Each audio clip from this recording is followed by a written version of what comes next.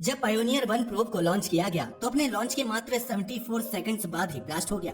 इसके बाद इस सीरीज के दूसरे मिशन के साथ भी ऐसी ही दुर्घटनाएं हुई और वो चांद के ऑर्बिट तक तो दूर पृथ्वी की ऑर्बिट को भी क्रॉस नहीं कर पाए और आज भी कई मिशन इसी तरह फेल हो रहे हैं। चांद हमारी पृथ्वी का सबसे क्लोजेस्ट नेबर है। यह ब्रह्मांड में मौजूद ऐसा सेलेस्टियल ऑब्जेक्ट है जिस पर हम इंसान लैंड कर चुके हैं। जहाँ चारों तरफ लोग मंगल को एक कॉलोनी बनाने की बात कर रहे हैं, वहीं नासा के प्लान्स के मुताबिक हमारी पहली कॉलोनी मंगल नहीं बल्कि चांद होने वाली है। चांद के पास कोई एटमॉस्फेयर नहीं है और इसका वातावरण इंसानों को कुछ ही मिनटों में खत्म कर सकता है। लेकिन इसके बावजूद वैज्ञानिकों का मानना है कि यह हमारे लिए एक अच्छा फ्यूचर होम बन सकता है। अब सीधी सी बात है कि अगर हमें इस पर कॉलोनीज बसानी है तो हमें डिसेंडिंग और लैंडिंग की प्रक्रिया को बहुत अच्छे से मास्टर करना होगा। भले ही नासा ने करीब 50 साल पहले इंसानों को चांद पर भेजा हो, लेकिन इसके बावजूद हम आज भी लूनर मिशंस को लगातार फेल कर रहे हैं। फिर चाहे वो 2019 का चंद्रयान 2 हो या 2023 का लूना 25। हम भले ही चांद के बारे में बहुत अच्छे से जानते हो, लेकिन आज भी हम इस पर लैंड करने का कोई शॉर्ट तरीका नहीं ढूंढ पाए हैं। आखिर ऐसा क्यों है? चांद पर लैंड करना इतना चैलेंजिंग क्यों माना जाता है? और इतनी बेहतर टेक्नोलॉजी होने के बावजूद आज भी हम लूनर मिशंस में क्यों फेल हो रहे हैं, जानेंगे आज की इस वीडियो में। 1865 में जूल्स वर्न नाम के एक फेमस ऑथर ने अर्थ टू द मून नाम की एक किताब पब्लिश की थी।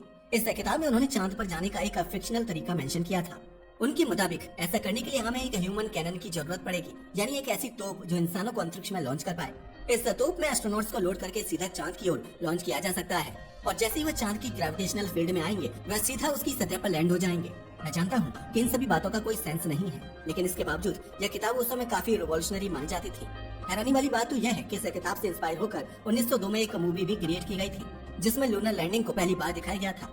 इस मूवी के रिलीज होने के करीब 57 साल बाद रशिया ने इस फिक्शन को रियलिटी बनाने की कोशिश की। उन्होंने लूना 1 नाम के एक स्पेसक्राफ्ट को अंतरिक्ष में लॉन्च किया जिसका टारगेट चांद पर पहुंचना था। यह पहली बार था जब हम इंसान चांद को नजदीक से देखने वाले थे, लेकिन दुख की बात यह है कि यह स्पेसक्राफ्ट कभी चांद तक पहुंच ही नहीं पाया। रशिया के वैज्ञानिकों की कैलकुलेशंस इतनी गलत थी कि यह स्पेसक्राफ्ट चांद के बगल से गुजर गया और कभी उस पर लैंड ही नहीं हो पाया। इसके बाद रशिया और अमेरिका एक स्पेस रेस में लग गए जिसमें इन दोनों देशों ने कई स्पेसक्राफ्ट्स को लॉन्च किया। रशिया से कम्पीट करने के लिए अमेरिका ने अपोलो सीरीज लॉन्च की जिसमें एक नहीं बल्कि कई मिशन को किया गया। इस पूरी सीरीज का एकमात्र मकसद इंसानों को चांद पर पहुंचाना था। अमेरिका रूस को एक ऐसी हार दिखाना चाहता था जिससे वे कभी भी रिकवर ना कर पाए। रशिया के फर्स्ट सैटेलाइट लॉन्च से 10 साल बाद यानी 1969 में अमेरिका ने अपोलो 11 मिशन को लॉन्च किया। यह पहला ऐसा स्पेसक्राफ्ट बना जिसने इंसानों को सक्सेसफुली चांद पर लैंड कराया। यह स्पेस टेक्नोलॉजी के लिए एक बहुत बड़ा मोड़ था। इसके बाद से चांद पर स्पेसक्राफ्ट्स को भेजना एक ट्रेंड सा बन गया जो आज तक कंटिन्यू हो रहा है। इंटरेस्टिंग बात यह है कि आज तक करीब 40 स्पेसक्राफ्ट्स को चांद पर भेजने की कोशिश की जा चुकी है, लेकिन इनमें से सिर्फ 25 ही सक्सेसफुल हो पाए हैं। बाकी 15 मिशंस बहुत बुरी तरह से फेल हुए हैं, जिससे यह पता चलता है कि लंबा एक्सपीरियंस होने के बावजूद चांद पर लैंड करना एक मुश्किल चीज है। लेकिन आखिर ऐसा क्यों है? सीधी सी बात है कि इस सवाल का कोई एक स्ट्रेट आंसर नहीं है, लेकिन सालों के डेटा को स्टडी करके ये बताया जा सकता है कि स्पेसक्राफ्ट चांद पर जाते वक्त किन किन स्टेप्स पर फेल होते हैं। इन्हीं स्टेप्स की डिफिकल्टीज को समझकर हम ये भी समझ सकते हैं कि चांद पर जाना इतना मुश्किल क्यों है। तो आइए इनके बारे में डिटेल में जानते हैं। फर्स्ट, गेटिंग इनटू ऑर्बिट, यानी चांद के ऑर्बिट में दाखिल होना। किसी भी स्पेसक्राफ्ट को चांद पर भेजने के लिए एक टाइम पीरियड सेट किया जाता है। इस टाइम पीरियड को आमतौर पर लॉन्च विंडो कहते हैं। इस लॉन्च विंडो को इस तरह से डिजाइन किया जाता है कि स्पेसक्राफ्ट को चांद तक जाने में कम से कम दिक्कतों का सामना करना पड़े और फ्यूल की कंजम्पशन भी बहुत कम हो। वैज्ञानिक सबसे पहले अर्थ और मून की परफेक्ट अलाइनमेंट का वेट करते हैं, क्योंकि इससे स्पेसक्राफ्ट को चांद तक पहुंचाना काफी आसान हो जाता है। इसके बाद वेदर कंडीशंस को देखते हुए एक डेट सेट की जाती है जब स्पेसक्राफ्ट फाइनली लॉन्च होता है। वेदर कंडीशंस खराब होने या रॉकेट में कुछ प्रॉब्लम्स होने के कारण कई बार ये लॉन्च डिले भी कर दी जाती है। यह डिले कितना लंबा होगा यह प्रॉब्लम की सीरियसनेस पर डिपेंड करता है। आमतौर पर इन लॉन्चेस को मात्र कुछ मिनटों से कुछ घंटों तक के लिए पोस्टपोन किया जाता है, लेकिन प्रॉब्लम ज्यादा सीरियस होने पर यह डिले एक हफ्ते से 1 महीने तक का भी हो सकता है। हैरानी वाली बात यह है कि इतना ध्यान रखने के बावजूद कई स्पेसक्राफ्ट्स को पृथ्वी के ऑर्बिट तक भी नहीं जा पाते। अमेरिका ने जब अपने पहले लूनर प्रोब पायनियर 1 को लॉन्च किया था तो अपनी लॉन्च के मात्र 74 सेकंड बाद ही ब्लास्ट हो गया था। इंटरेस्टिंग बात तो यह है कि यह एक बहुत ही सिंपल स्पेसक्राफ्ट था जिसका शेप एक सिलेंडर जैसा और वजन मात्र 35 केजी था। पायनियर 1 के बाद इस सीरीज के अगले मिशन के साथ भी कुछ ऐसी ही दुर्घटनाएं हुई जिसमें वे चांद के ऑर्बिट तक तो दूर बल्कि पृथ्वी की ऑर्बिट तक भी नहीं पहुंच पाए। पायनियर सीरीज को 1958 में लॉन्च किया गया था जब स्पेस टेक्नोलॉजी इतनी अच्छी नहीं हुआ करती थी। हमें अंतरिक्ष में जाने का कोई भी तजुर्बा नहीं था, जिस वजह से ऐसी बेसिक मिस्टेक्स होना काफी कॉमन था। लेकिन अब ऐसा नहीं है। पृथ्वी के ऑर्बिट में पहुंचना अब पहले के मुकाबले काफी आसान हो चुका है, जिस कारण अब बहुत कम रॉकेट्स ही एटमॉस्फेयर में ब्लास्ट होते हैं। सेकंड, TLI यानी ट्रांस ल्यूनर इंजेक्शन। स्पेसक्राफ्ट को लॉन्च करने के बाद बारी आती है ट्रांस ल्यूनर इंजेक्शन की, जो चांद तक पहुंचाने का एक बहुत ही इंपॉर्टेंट स्टेप होता है। इस प्रक्रिया में वैज्ञानिक रॉकेट को लो अर्थ ऑर्बिट से चांद के ऑर्बिट में ट्रांसफर करते हैं और यही कारण है कि इसे ट्रांसलूनर इंजेक्शन कहा जाता है। इस प्रोसेस में टाइमिंग बहुत ही इंपॉर्टेंट होती है।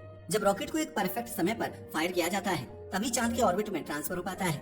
इसके अलावा बर्न ड्यूरेशन को भी नियंत्रण में रखना एक इम्पोर्टेंट स्टेप होता है। अगर थ्रस्टर्स को थोड़ा भी एक्स्ट्रा समय तक ऑन रखा जाए तो रॉकेट की पूरी ट्रेजेक्टरी बदल सकती है, जिससे वह चांद की जगह कहीं और भी जा सकता है। नासा की ज्यादातर स्पेसक्राफ्ट इसी के जरिए चांद के ऑर्बिट में एंटर होते हैं। इनफैक्ट पूरी अपोलो सीरीज को ट्रांसलूनर इंजेक्शन के जरिए ही लूनर ऑर्बिट में ट्रांसफर किया गया था।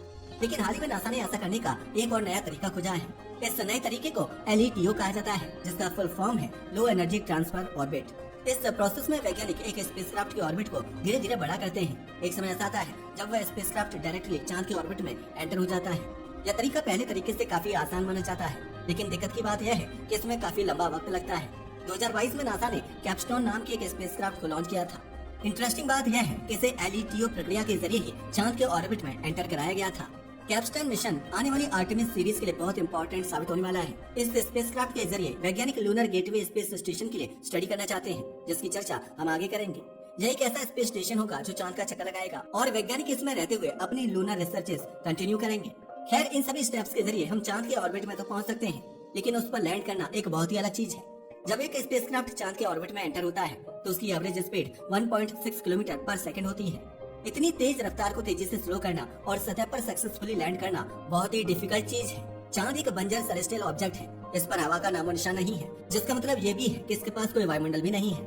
एक एटमॉस्फेयर होने से स्पेसक्राफ्ट को सतह पर लैंड कराना काफी आसान हो जाता है। जब स्पेसक्राफ्ट एक ग्रह के वायुमंडल में एंटर करता है तो हवा के पार्टिकल्स उसे ऊपर की ओर धक्का देने लगते हैं। इस अपवर्ड फोर्स की वजह से उसकी गति नेचुरली धीमी होने लगती है।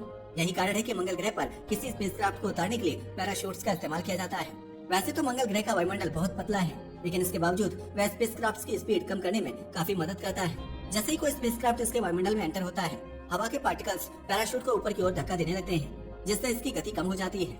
सरफेस तक आते आते यह गति इतनी कम हो चुकी होती है कि स्पेसक्राफ्ट एक सॉफ्ट लैंडिंग अचीव कर लेता है। अगर आपको नहीं पता तो बता दूं कि सॉफ्ट लैंडिंग एक ऐसी लैंडिंग को कहते हैं जिसमें स्पेसक्राफ्ट बिना किसी झटके के सरफेस पर लैंड हो। इससे उसके अंदर मौजूद इंस्ट्रूमेंट्स और डिवाइसेस खराब नहीं होते और ओवरऑल स्ट्रक्चर भी क्रैश होने से बच जाता है। खैर, हम मंगल ग्रह पर तो पैराशूट्स को यूज कर सकते हैं, लेकिन चांद पर ऐसा करना बेवकूफी होगी। वायुमंडल न होने के कारण वह पैराशूट्स काम ही नहीं करेंगे और स्पेसक्राफ्ट अपनी ओरिजिनल स्पीड पर सतह से आ टकराएगा। चांद पर लैंड करने का मात्र एक ही सेफ तरीका है और वह है थ्रस्टर्स का इस्तेमाल करना। आज तक जितने भी स्पेसक्राफ्ट्स को लूनर सरफेस पर लैंड कराया गया है वह सब इसी टेक्निक से लैंड हुए हैं। वैसे तो यह तरीका काफी यूजफुल और सेफ है, लेकिन इस जरा सी भी गलती होने पर यह पूरे मिशन को चौपट कर सकता है।